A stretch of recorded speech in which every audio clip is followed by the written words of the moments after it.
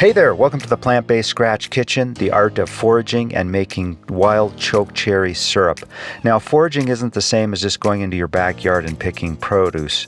It's actually going into the forest or into wild areas to find a variety of mushrooms, berries, wild plums, wild apples, and you might even stumble across a wild animal while you're out there.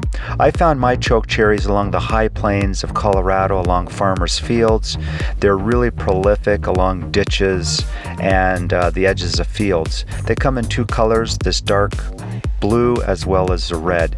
Now when you get them, it's just really important to wash them very well and then cook them.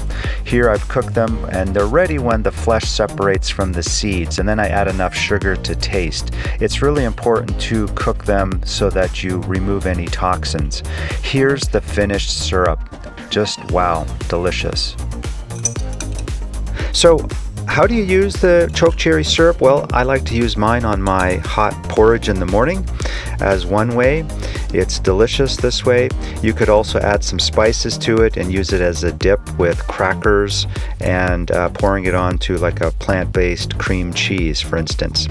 I also enjoy this with pancakes and with waffles. And you can just see here I have some plant-based ice cream, and I'm just going to dress this up and enjoy this.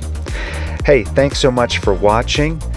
Share and subscribe, and for more, go to speakingwellness.com.